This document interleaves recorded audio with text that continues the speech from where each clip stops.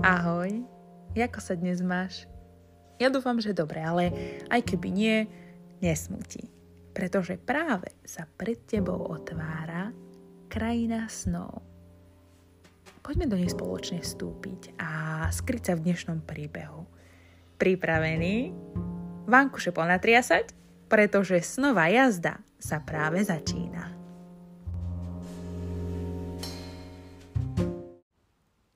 Pavol Dobšinský, Čarodejná lampa. Bol jeden mních, mal veľa kníh, čítaval v nich a až raz veru aj vyčítal, že tam a tam je to jedna veľká zápoľa a v tej zápoli mnoho bohatstva a aj čarodejná lampa. A to všetko, že by sa dalo dostať z nej, keby 7-ročného chlapca tá dnu poslal. Zobral sa on cez pole toho chlapca hľadať. Vidí tam jedného pastierika, ako práve barance zavracal. Príde k nemu a opýta sa ho. Chlapče, koľkože je tebe rokov? Ja dobre neviem, ale mi matka vravela, že mi je ako teraz 7 rokov, 7 mesiacov a 7 týždňov. No veru si ty šuhaj, pochválil ho mních. A či by si nešiel so mnou vtáčky vyberať, len tu, hľa, do týchto zápoľ. Veru, ich je tam hodne jesto, ale čože, keď ja nemôžem vydriapať sa k ním? Čím viac mu ich nasľuboval, tým sa dal chlapec hlbšie vábiť do hory. Ale tu mu napokon cvitlo v hlave. Kdeže mňa vy to, povedá, vediete? A veď len poď, naraz už tam budeme.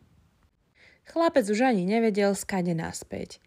Už v strachu len kľanskal za mníchom, až raz prišli pred veličíznu zápoľu. Tá práve vtedy otvorená stála. Sem sa, chlapče, povie mních. Tu pôjdeš do tejto diery, nájdeš tam silu pokladov, naber si z nich, koľko ti len duša zažiada a mne len tú lampu donies, čo tam na zhrdzavenom klínci visí. V tom ho strčil tá dnu. Aleže, povedá ešte, vyjdi von, keď ťa budem volať, lebo ináčej na večné veky tam ostaneš. Nevoľky šiel chlapec dnu, lebo sa mnicha bál. Máka po tej tme, máka, až príde na svetlo. Tu, čo ďalej šiel, to krajšie všetko. Stromy strieborné, tráva strieborná, kvety zlaté a po chodničku drahé kamenčeky. Neznal, čoho sa skorej chytať. Zbieral si drahé kamenčeky do vrecka a hral sa s nimi. Tu sa ozve tu von mních. Chlapče, poď von! Ale on nepočúval, len sa zabával. Zase o chvíľku, poď už von! Pastierik i teraz alebo nepočul, alebo nedbal. Ešte tretí raz ozvalo sa. Poď von! Ale v tom zápoľa s veľkým praskotom sa zatvorila, že tak zadunelo. Ale čo by z toho hromov hrmelo a už teraz nebolo možno ani dnu, ani von. Pastierik o to všetko ani sa neobzrel. Len sa ďalej zabával a tam sa po jednom krásnom paláci prechodil. Bavil sa on tu za 7 rokov a tak sa mu zdalo, ako čo by len to 7 hodín bolo. Naposledy nabral si z tých kamenkov do vrecka, že mu dobre bude s nimi doma pod stienkou sa i hrávať a že už pôjde von. Tu ešte zázrie na hrdzavom klínci jednu starú lampu visieť. No poď, povedá, idy starý lampáš so mnou, zideš sa nám nakedy doma, dostajne posvietiť, jednak žiadneho nemáme. Chce von, ale tu diera zatvorená a je mu pred nosom tma, že ani sám seba nevidel. Zdesil sa náramne a v strachu len mákal a ťapkal kolo seba. Raz šuchne sa mu volí ako tá lampa o kabanicu a tu sa ozve za ním. Čo chceš, pane? V strachu ani nevedel, čo odpovedal. Ach, nuž, keby sa mi táto skala otvorila. I otvorila sa hneď, ale ako vystúpil, zase praskotom sa zatvorila. Mnícha tam nebolo. Ale akože by aj bolo za 7 rokov. Blúdi po tých horách, blúdi a až sa mu nenadhodil jeden človek. Dobrý človek, povedá, či by ste mi nevedeli, kde môj otec kondáš býva. Môj synok, povie tento, veď tu v každej dedine je 101. Ktože ťa vie, ktorý je tvoj otec? Tak on len šiel, kým sa dalo, nedomotal sa k tomu miestu, kde tie barance dakedy zavracel a odtiaľ už potrafil domov. Ale tu doma otec už dávno bol zomrel. Iba utrapená matka ho privítala a takmer ho ani nespoznala.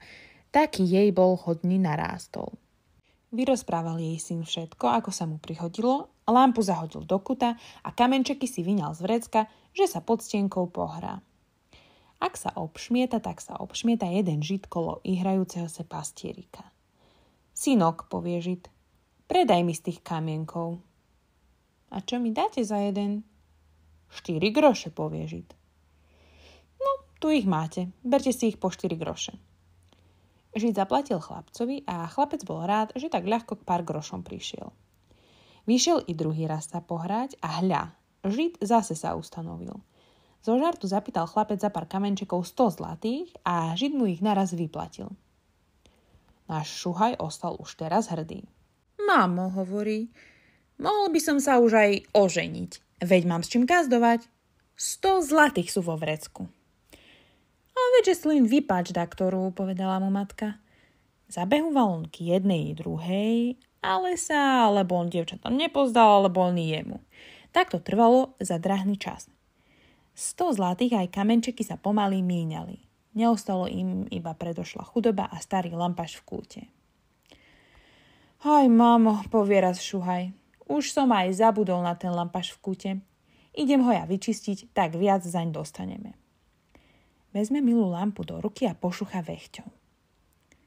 Čo rozkážeš, najmocnejší kráľu? Ozve sa mu z nej.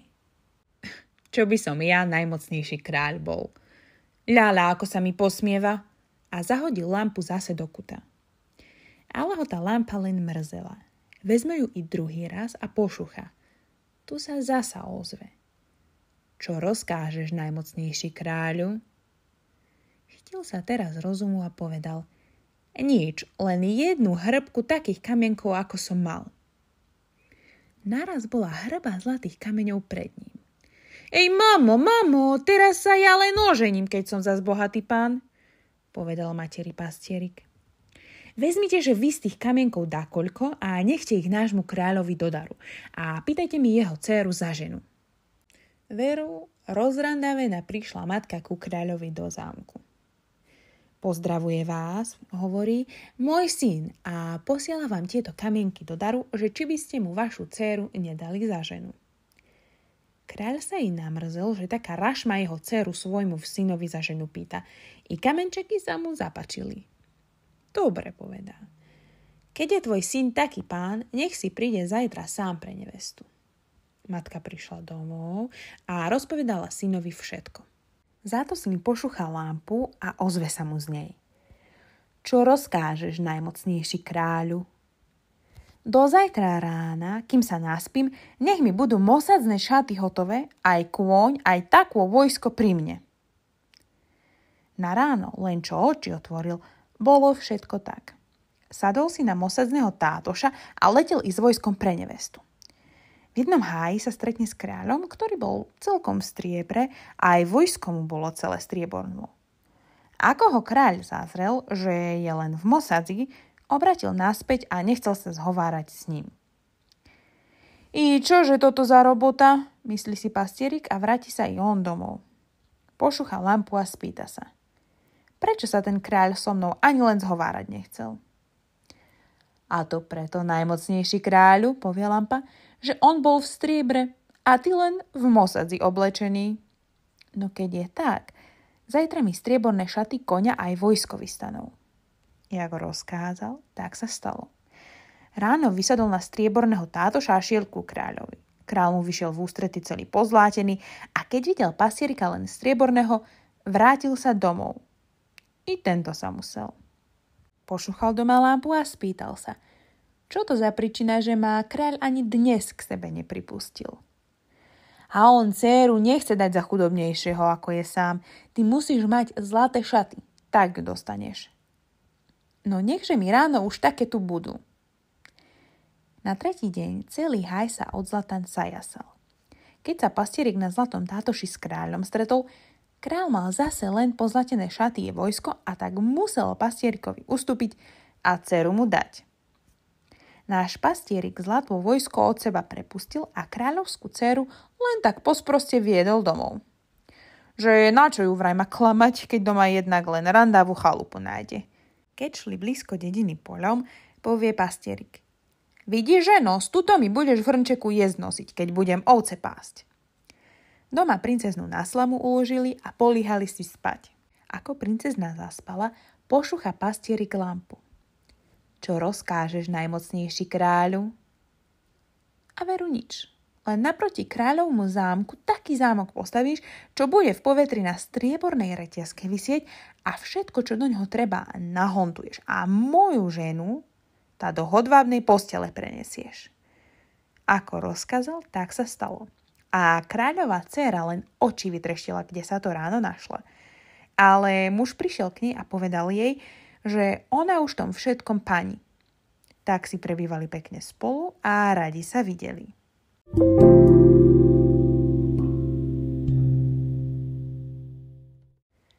Ale ten mních, čo mal tých veľa kníh, zase vyčítal z nich, že pastierik čarodejnú lampu dostal a aj to znal, akým je už pánom. Mnícha to mrzelo. Hútal dlho, ako by on tú lampu dosať mohol. Preobliekol sa on za žida a šiel po ulici, že staré veci skupuje a za nové prečarúva. Prišiel i do zámku, že či by staré lampy za nové neprečarali. Ej, baveru, sa tu jedna stará lampa už odkedy pometuje, povie pastieriková matka a prečarala mu ju za novú. A keď syn domov prišiel, ešte sa mu pochválila. Vidíš, syn môj, aký som ti dnes osoch spravila? Za tú starú lampu, čo sa tam v kute pometovala, dostala som túto novú. No, mamo, veď ste mi spravili, veď mi len to chybelo, bedákal syn, lebo videl, že čarodejnú lampu prečachrovala. A v tom sa už na smetisku našiel, lebo mních práve vtedy pošúchal lampu.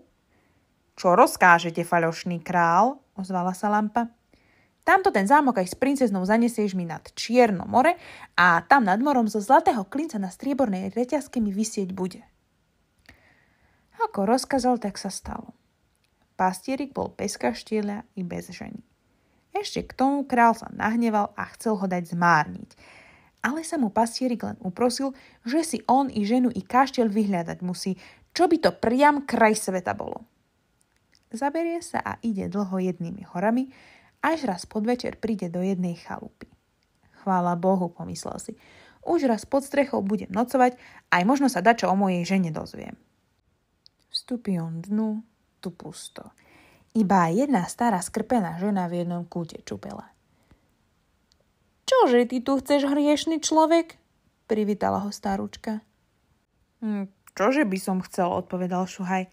Hľadám si nocľah. Aj či by ste mi voľač o mojom skapanom kaštieli a o mojej žene povedať neznali? O tvojom kaštieli a o tvojej žene, hútala stará. To ja neviem, ale môj syn, Vietor, ten azda bude vedieť, bo ten všetky hory a lesy prefúka. Často storočné stromy viede poprevracia a všetky skrine predúľuje. Ale synok, pred ním sa varuj, utekaj kam najďalej môžeš, bo ak ten by ťa tu zaňuchal, priam by ťa zjedol. A už bude ako bude, stará matko, len ma vydá kde ukryte a zasa sa zmiluje nad mojou biedou. Dobre, keď zam chceš, ale ja ti za to nestojím, že ťa pri pokoji nechám. I tak ho ukryla v jednom tmavom kútku. O chvíľku príde Vietor, aby si po 2-dňovom ustavičnom fučaní a dutí vypočinul. Fuj, tu človek musí byť, zreval pri dverách. Von s ním, kde ste ho podeli? Kdeže by sa ti tu človek vzal, krotila ho stará. Veď ty dobre znáš, že tvojim mocným fučaním i toho v zemi ukrytého červiačíka vyhubíš. Nie to ešte človeka, ktorý slobodne chodí a dýcha. No nič ma netahajte takto v tom kúte. Len poď von, chlapče, čo tu hľadáš? Vyliezol neborak pastierik z toho kútika a stal pred ozrutným chlapom ako polpalček utisnutý. Povedá, čože by som hľadal, len poradu v mojom nešťastí. Kde by som našiel zámok, ktorý zo zlatého klinca na striebornej reťazke v povetrí visí? Toho nikde nemáš, kade ja predúvam, ale že si sa na takú veľkú vec podobral, už ti len odpúšťam a zajtra ťa vypravím ku môjmu bratovi, čo po pustatinách duje. Tam skorej nájdeš, čo hľadáš. Tak sa všetko v dome utíšilo, pastierik sa pokojne naspal a ráno mu sám vietor ukázal chodník von z tých ďalekých lesov. Z lesa sa voliak vymotal a prišiel na širokú pústatinu, ktorej konca kraja vidno nebolo. Dlho blúdil po tej pústatine, kým zase jednému domčeku neprišiel. I tu ho stará mať vetrová privítala, ale ho prenocovať nechcela, bože jej syn, čo po pústatinách fúči a garazduje, horší je od predošlého a neodpustil by mu. No naveľa sa predsa dala uprosiť a ukryla ho do kutika a zastrela zástierkou. Raz ti zahvízda čosi vonku, ako čo by 300 valachov odrazu na paláci zahvízdalo. To už vietor k domu dochodil a ešte zďaleka volal. Mámo, von s tým červičkom z toho kúta, dármo ste ho ukryli, veď som ho ja ešte vtedy zaňuchal, keď von z lesa na pole vystupoval. No lenže sa nehnevaj, krotila ho stará. Veď ten človek ide od tvojho brata a hľada u teba poradu. Nože no, veď ho uvidím, povedal vietor a pastierik už trocha smelšie vystúpil pred ozorného chlapa. Rozpovedal mu o svojom nešťastí, ale vietor mu o takom kaštieli povedať neznal. Len mu radil, aby šel k ich tretiemu bratovi, čo po mori duje. Ráno mu vietor ukázal, v ktorú stranu má ísť a sám sa vybral na tento čas v druhú stranu fúkať, aby mu voliako v hneve neublížil, keď sa rozfúka. Náš pocestný šiel rovno pred seba, sťaby strihal až pod večer, prišiel na morský breh do jedného domčeka. Tu ho stará vetrová mať už pokojne privítala, lebo jej syn, morský vietor, bol síce najstrašnejší, ale len kým po mori zúril. Keď sa už k noci nachyľovalo, stichol odrazu a navracal sa domov pokojný a rád, komu mohol, poradu udelil. I teraz, keď pastierika zazrel, pekne sa s ním uvítal a kázal si všetko vyrozprávať. Povedal morský vietor, keď pastierika vypočúval. Nehľadaš ty tak tvoj zámok ako radšej čarodejnú lampu, o ktorej si mi ešte nič nepovedal? Veď, že tvoj zámok tu visí nad morom, aj tvoja žena je v ňom a ten mních ju núti, aby jeho ženou bola. Aj čarodejnú lampu má pri sebe. Ale teraz neviem, ako túto dostaneš. Ak ti len sama tá lampa pomáhať nebude, tak je nič z teba. Už len státo vedľa mora pôjdeš, je to tam jedna studnička, pri tej sa mních bavil, keď tadiaľto šiel. Ak teba tá lampa rada má, po nej dáky znak nájdeš. Pastierik sa i za tú radu poďakoval a ráno šiel studničku vyzerať.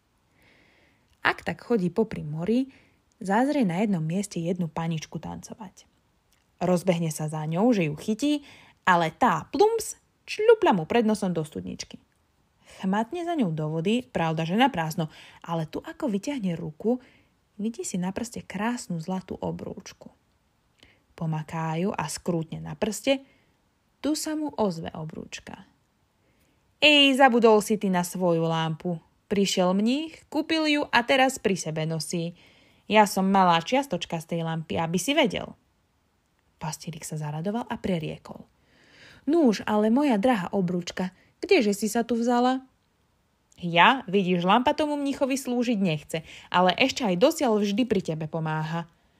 No a tak, keď ten mních tadiaľto šiel a tu sa zohol, že sa vody napije, nuž ako mal lampu na hrdle zavesenú, tá sa mu durkala o skalu a ja som sa z nej odrezila a do tejto studničky padla. Dosť on ma potom hľadal, ale mňa nájsť nemohol. Viac sa už neboj, ja ti k celej lampe dopomôžem.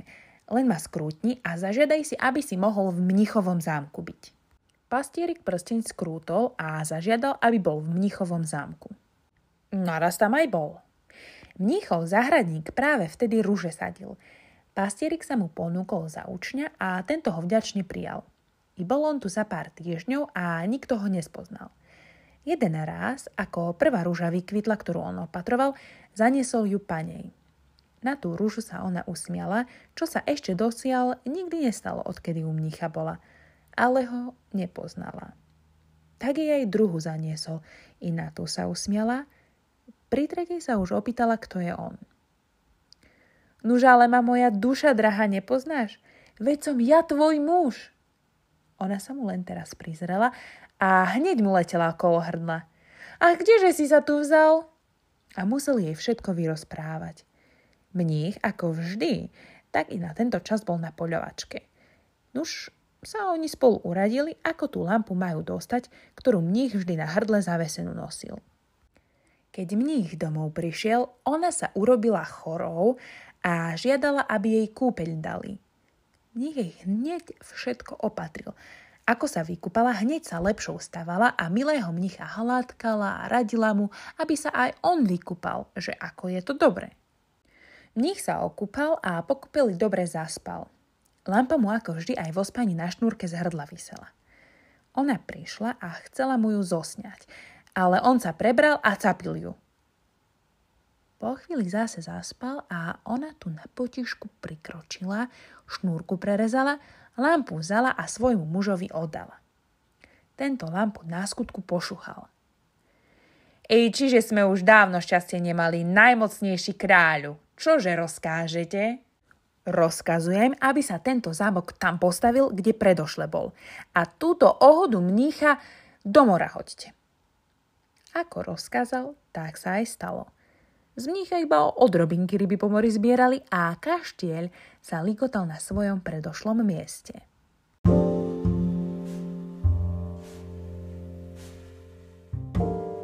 Ráno kráľ svokor pastierikov, keď vstával, obyčajne na to miesto pozerával, kde predtým zlatý zámok vysieval. Ako sa zaradoval, keď sa mu teraz na ranom slniečku zámok do očí zablisol. A ešte väčšia bola jeho radosť, keď videl, že jeho deti von zo zámku na zlatom koči k nemu sa pohýňajú. Bežali im v ústrety a padli si všetci okolo hrdla. Boli to teraz hody. Bola to svadba, lebo tento deň zasvetili a za 3 mesiace sa veselili. Od tých čias žil pastierik ako mocný kráľ i so svojou ženičkou a až len voli, ako ta nepomreli, žijú i podnes.